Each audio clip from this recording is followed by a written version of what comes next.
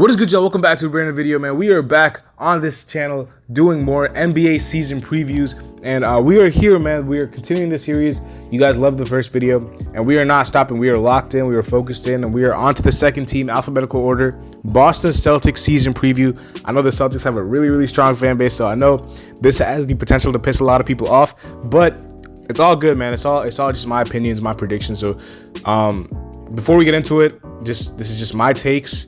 I try to be as reasonable as possible. Now, obviously, as a Heat fan, I don't like Boston. Like, they're probably my least favorite team in the NBA. But, you know, I try to be as fair and impartial as possible, and be as realistic as possible. So hopefully y'all like my predictions and my outlook for them. My biggest question, going over their offseason. And yeah, let's get right into it, man. Without further ado, leave a like, subscribe if you guys are new. We're on the road to 300 subscribers, and let's get there as soon as possible. So, last season, recap, Boston Celtics, man, finished as the number 2 seed in the East. At the beginning of the season, they did have some controversy with the coach. We're not even going to get into it, what Ime Udoka did, but they replaced him with Joe Mazzulla, first-time head coach, and one of the youngest coaches in the NBA, who's still there right now. And they got to the playoffs. They beat the Hawks in the first round in 6 games. They beat the Sixers in the second round in 7 games, and then against my Heat, it was a crazy series because we went up 3-0 and then they came back. They won 3 straight. Derek White hit a putback layup at the in Game 6 to win the game. Game 7, they just laid an egg on their home floor, and they ended up losing in 7 games to the Heat. Jason Tatum was obviously their leading scorer through the season and in the playoffs. Now, off-season moves. They did have a lot of moves in the off-season, man. We're gonna go over the main ones now. Obviously, the Champagnie brother from the Raptors. He went to the Heat. They traded, for Kristaps Porzingis. That was their main acquisition, was the Porzingis trade, where they traded Gallinari to the Wizards. They traded Mac Muscala to the Wizards. They traded Marcus Smart to the Grizzlies, and those were their. That was their main move, to get and acquire Kristaps Porzingis, which I really like. I think Kristaps Porzingis is going to be a good fit for them. He spaces the floor, protects the rim. Now, obviously, losing Marcus Smart is going to be big. I'm not going to lie. Marcus Smart was a guy that, as a Heat fan, used to piss me off because he used to do all these little things that just helped the Celtics. He was their main assist guy. Playmaker. He was, now obviously Tatum is a good playmaker for his position, but Marcus Smart was really their leader and their focal point as far as being the primary initiator, and they did lose out on that. Now that does put a lot of pressure on Derek White as the starting point guard, but we're going to get into that later. But just going over their offseason moves, also did acquire O'Shea Brissett as a free agent, Delano Benton from the Raptors, a big point guard, and then I love their draft addition in Jordan Walsh, man. I think Jordan Walsh is a very good 3-and-D addition. And he is a winning player. He's a guy that a lot of contending teams could use. I was hoping that he would go to a contending team. And yeah, he's a guy who plays hard. He can shoot the 3, he can defend multiple positions, and he has a high motor. So Celtics fans will love him. And then their other big move was to re-sign Jaylen Brown on a really massive contract extension that triggered a lot of debates. I think he was making about $60 million a year with this extension. Like, I think it was 5 years, 300 and something million, 310 or something like that. I don't know the exact number. It was 300 and something. And as far as how it's broken down year by year, I'm not really too sure, but it was in that ballpark where it was 5 million, 304, 310, something around that range. And then J.D. Davison brought back, lost out on Blake Griffin. And then Grant Williams, was part of a sign and trade deal to the Dallas Mavericks, where I think they got back some picks. But yeah, Grant Williams, was a guy who, obviously, this is a dude who you either love him or hate him. If you're on his team, you love him. And I think a lot of people, like, this is me again. I don't want to keep bringing up the fact that I'm a Heat fan, but a lot of people were like going at this dude for like going at Jimmy Butler. I was like, bro, like, they were missing that in that series. Like, they did not have anybody who was like tough. And say what you want about Grant Williams, as far as him poking the bear and stuff. Like, yeah, like, he probably shouldn't have talked to Jimmy, but I like what he was trying to do. It just wasn't to the right player. Like, you don't want to talk to Jimmy. Like, nobody ever should. But he doesn't back down. He's a competitor, and I don't think they have too many of those on their roster. They don't really have too many dogs on their roster like that. Like, they just lost out on their two, toughest players in my opinion. I think Marcus Smart and Grant Williams were their two toughest players, and they just lost out on both of them. So that's something that is not something to take lightly, because these two guys were, you could argue that they were the heart and soul of the team along with Al Horford. And Al Horford's not really too much of a talker. He's not really too much of an enforcer, but Al Horford is a leader, and he's still there, thankfully for them. But Marcus Smart was an enforcer. Grant Williams was an enforcer. They were tough guys on the court. They used to die for loose balls and do all these little things and piss off other people. Like, they did lose out on both of them. And say what you want about Grant Williams, but he was a dog, and he did help with his floor spacing and his defensive ability. So that's not something that obviously I think Jordan Walsh is kind of like a seamless replacement for him. He probably won't do as much talking, but as far as skill set, it's very similar to Grant Williams' skill set. I'm not gonna lie. So I don't think Grant Williams' loss will be as big as Marcus Smart's, but it will still be felt. It will still be felt. But that was our offseason. Kristaps Porzingis, I think, is a very good pickup, though. I think obviously he's a very talented player. Biggest question is his health. Can he stay healthy? Now, obviously he's injured right now. I think he's gonna miss training camp, but the fit is nice. I like the fit. He can space the floor. He doesn't need the ball in his hands. He had a very underrated season last year. Can protect the rim as well. Now, obviously, it's going to be interesting. Are they going to play him at the 4? Are they going to play him at the 5? Like, we're going to get to their depth chart that's protected by ESPN in a minute, but that's going to be interesting to see where they play him at. But Porzingis is a good pickup for sure because of the variety of skills that he can, use on the court, and definitely can help out Jason Tatum and Jaylen Brown. Not only can he stretch the floor, but he can also dive to the rim, and rebounding is the biggest concern for him. And he's never been a good rebounder for his position. He's 7'4", and he's never been a good rebounder. And then defensively, I just don't know if you're gonna trust him switching onto guards and stuff like that. That's another thing. Like, he doesn't really have the foot speed to do all that. He's a good rim protector, but apart from that, defensively, it's gonna be a little bit of a challenge. But offensively, he has all the skills in the world. He's a 3-level scorer. He can definitely help them out offensively. So I'm excited to see that fit and see what Mazzulla does with that starting lineup. But speaking of their starting lineup, let's get right into it, man. Derek White, Jaylen Brown, Jason Tatum, Kristaps Porzingis, and Al Horford is what they have on ESPN. This is from ESPN, this depth chart. And this DD right here means day-to-day because he is currently injured, Porzingis. So now you could go one of two ways here. You could go Porzingis at the 5, or you can go Porzingis at the 4. Now, honestly, if you're starting Porzingis at the 4, I would rather you start Robert Williams next to him instead of Al Horford. I really think it's time for Robert Williams to be inserted into that starting lineup. Now, Robert Williams is another guy who suffers from that injury bug because he's been in and out of the lineup the whole of last season. I think even the year before. But I'm so high on Robert Williams. I think Robert Williams is going to be a stud of a player. I just don't want these the bigs in Boston to hinder his growth because I think he's going to be really, really good.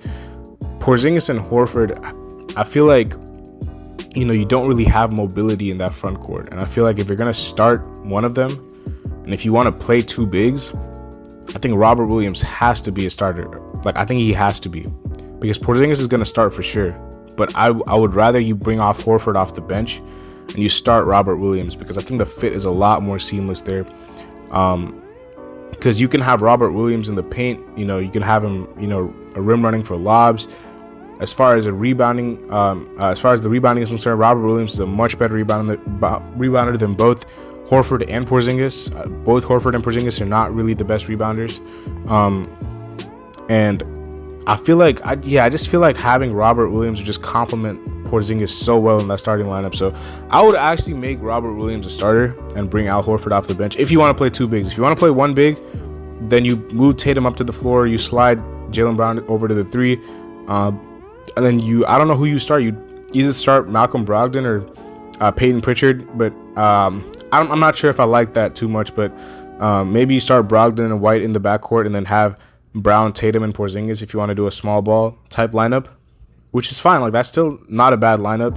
So you could go one of two ways. You could go Porzingis at the 4 or the 5. They have him here at the 4. If you're playing him at the 4, I strongly would suggest that they start Robert Williams instead of Al Horford, just because for all the reasons I said. He's more mobile, so if you want to switch, he can switch onto the guards. You can have Porzingis protect the rim.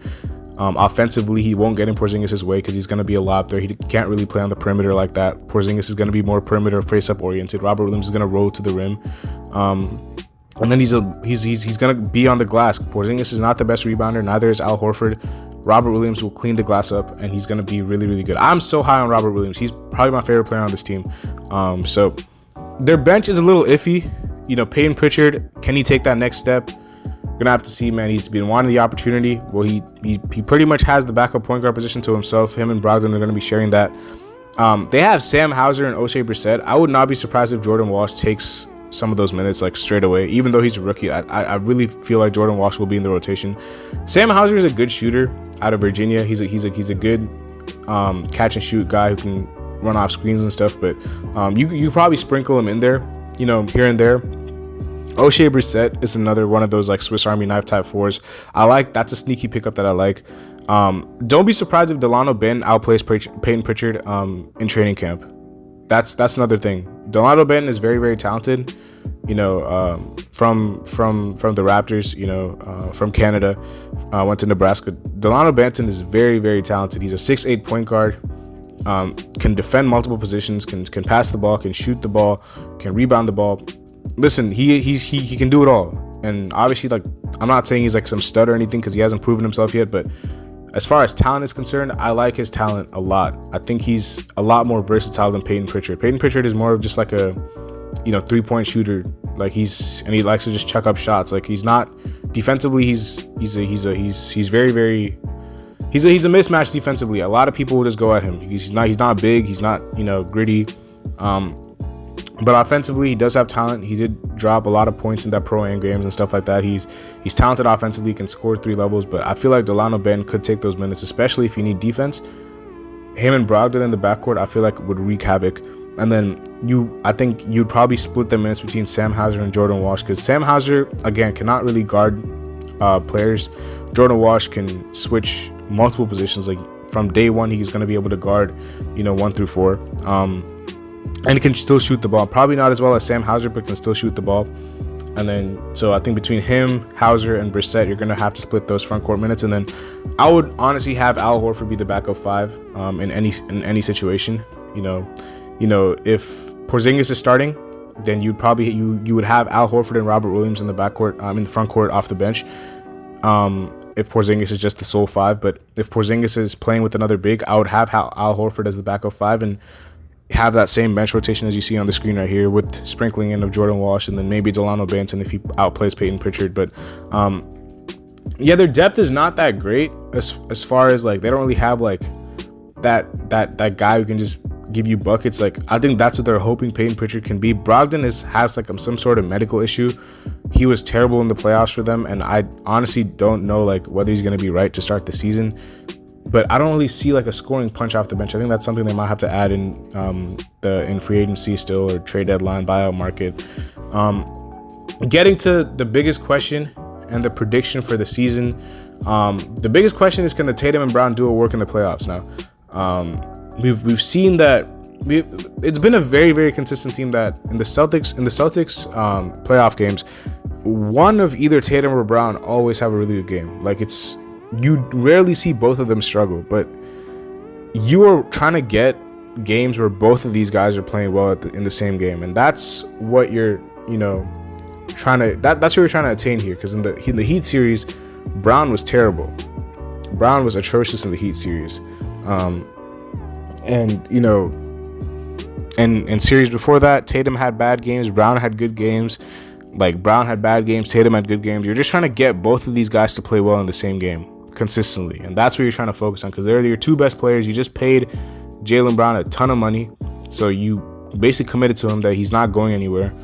Tatum is obviously the franchise player. He's one of the top 10 players in the NBA. He's not going anywhere. So you just want both of them to work more. There's a lot more questions that you could ask here, but I feel like Tatum and Brown, their fit, whether they can be sustainable in the playoffs as far as working together. we're just gonna have to see that work. So that is the biggest question for me. Predictions, obviously this is a team that can finish as the 1 seed. They finished as the 2 seed last season. Their floor, I think, is the 4 seed. I don't think they're gonna fall lower than 4. You have Boston, Philly, Miami, Milwaukee. I think they're the 4 best teams in no order. And Jason Tatum, I feel like, is gonna lead the team in scoring again. Best performing rookie, I have Jordan Walsh. He's their only rookie right now. I really think that he's going to be good, though. I feel like I'm not just saying this because he's their only rookie, because I feel like he's actually going to get minutes, because he's a very, very competitive, gritty player. And as far as somebody who can be a dog, he is a dog. And I feel like Joe Mazzulla will see that and will want to play him and reward him for his hustle, his effort, his defense, his ability to shoot the ball. Breakout player, again, this is my favorite player on this team, Robert Williams, man. I feel like Robert Williams has all the talent in the world to be a top 10 center consistently. He's shown flashes of it, and I feel like he can switch multiple positions. He can rim run. He can catch lobs. He can set screens. He can rebound the ball. He can do everything, bro. He can do everything except for shoot the ball. He can do everything else, and he's very, very talented. Out of Texas A&M, man. There's the Celtics got a steal. I think he fell to like the 27th pick. I was like kicking myself. I was like, bro, how did the Celtics get this dude at 27? Like, he's so talented in the draft. So Robert Williams is my breakout player for them. Malcolm Brogdon is my trade candidate. Again, the medical issues, like, he was supposed to be part of that trade, the Porzingis trade, instead of Smart, but the medical issues stopped him from getting traded. I feel like eventually he could get traded, though, if he's not coming with it. And then my playoff prediction for them, it's obviously extremely, extremely early, but I feel like they're going to be an Eastern Conference Final exit. It's not anything like a knock against them. The Eastern Conference Finals, they'll probably still reach it. Like, to be honest, like, again, I feel like Boston and Miami consistently have been the 2 best teams apart from 2021. Milwaukee, Miami and Boston, I think, are the 3 best teams in the East. So I think Boston has a very good chance to reach the Eastern Conference Finals, but I'm not sure if they're gonna get over the Eastern Conference Finals, because I think Miami, if they get Dame, has a very good. I'm obviously taking Miami if they get Dame. Regardless if we get Dame or not, I'm picking my team.